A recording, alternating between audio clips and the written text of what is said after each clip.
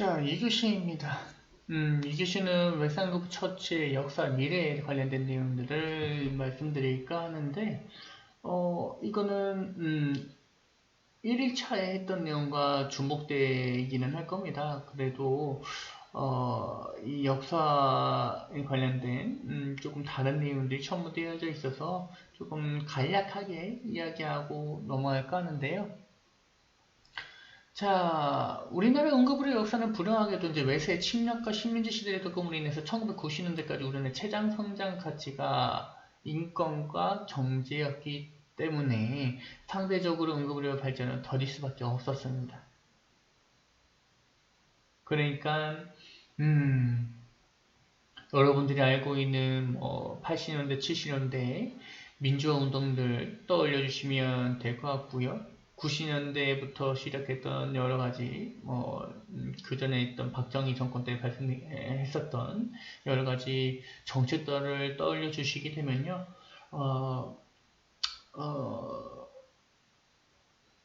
의료 계통에서도 발전이 물론 있긴 있었지만 응급의료와 관련된 내용들은 거의 없었습니다.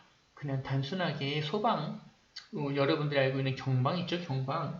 경방이라는 것이 원래 맨 처음에 경찰과 소방을 한꺼번에 이르는 말이었기 때문에 경방이라는 말을 쓰게 된 거고, 지금 조직이 경찰하고 소방으로 완벽하게 분리되었기 때문에 이 경방이란 말은 적절하지 못한 단어라고 보시면 됩니다.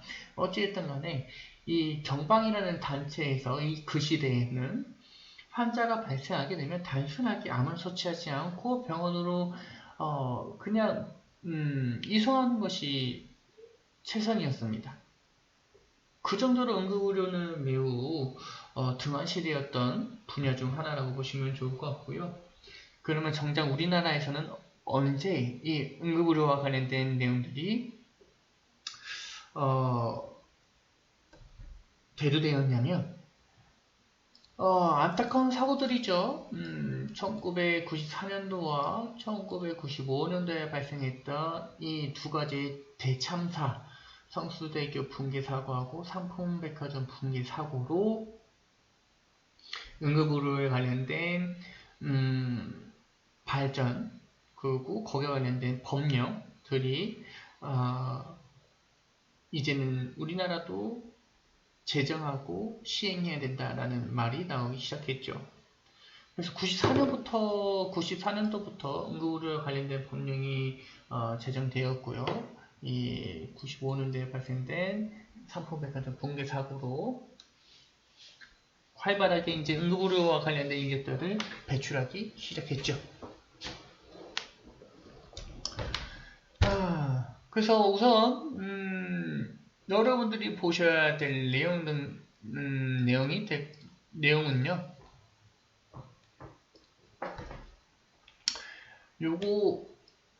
요거가 될 것 같아요.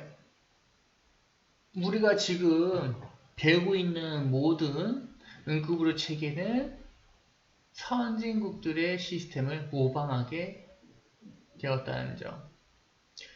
특히 여러분들, 우리의 최대 우방국인 미국, 물론 개인마다 생각하는 게 다르겠지만, 미국이라는 최대 우방국, 최대 선진국, 그곳에서 사용하고 있는 응급의료 시스템을 그대로 따라왔습니다.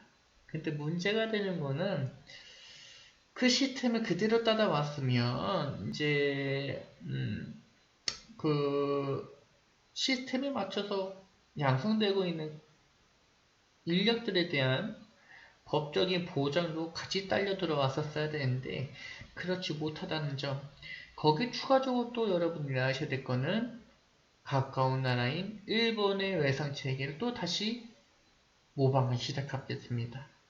그래서 이 양상하는 기관에서는 미국의 체계를 따르고 있는데 시스템적으로는 또 미국과 일본 시스템이 뒤엉켜 있어요. 그래서 조금 우리나라 체계는 우리나라 식대로 다시 모방하고 개편했다라고 하긴 하는데 조금 엉켜져 있는 상태인 것은 확실한 것 같습니다. 아직도 우리 응급의료는 갈 길이 멀다라고 생각이 들고요. 우리가 지금 하고 있는 응급의료의 역사, 외상후 처치, 시작 같은 경우에는 미국의 남북전쟁을 토대로 시작이 되었습니다. 최초의 외상후의 처치라는 개념은 미국의 남북전쟁에서 발생되었는데 이 시기에 에브리엄 링컨 대통령이 외상 매뉴얼을 작성하도록 지시를 하게 됩니다. 이에 따라서 부상병들이 현장에서 응급처치를 받을 수 있게 되었고 중증도 분류가 이뤄지게 되면서 야전병원이나 일반 병원들의 신속한 이송이 가능하게 되었죠.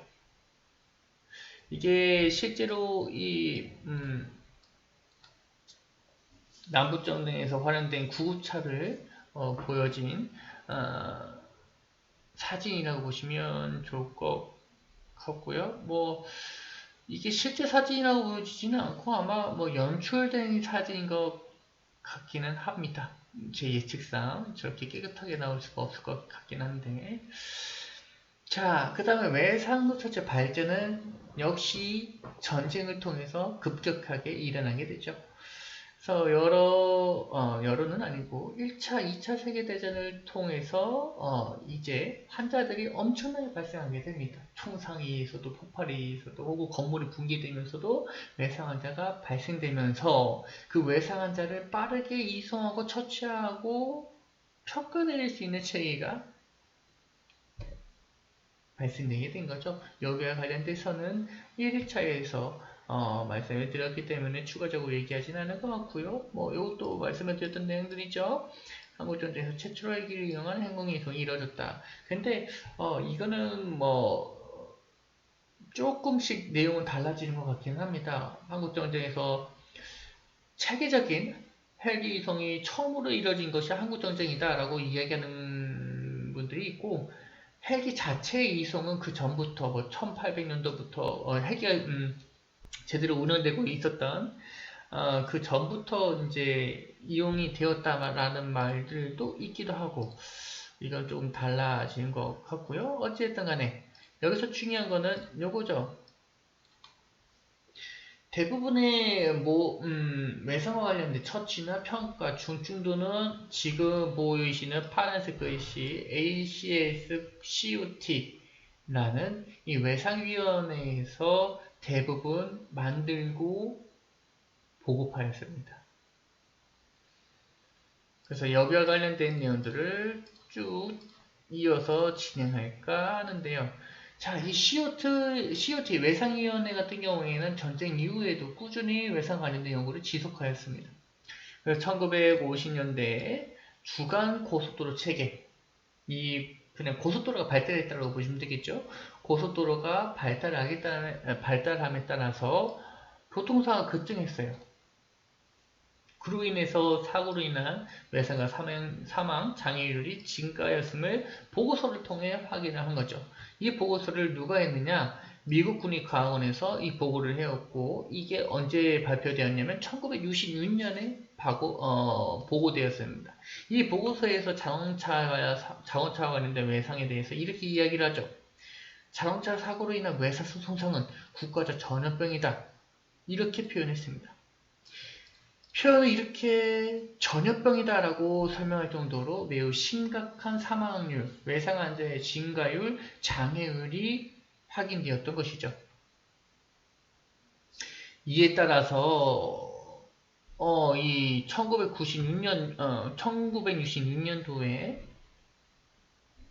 법을 개정하게 되는데 이때 만들어진 것이 미국 도로교통안전청 니스하고 응급의료 서비스 시스템 서비스 이게 법적으로 의무화하게 되었습니다.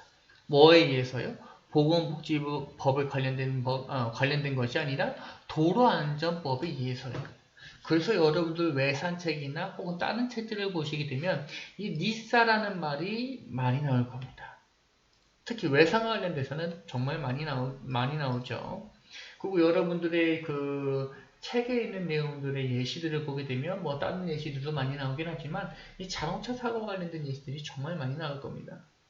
거기에 대한 이유가 요거 때문에 그래요. 법의 근간 자체가 도로안전법이다 라는 거.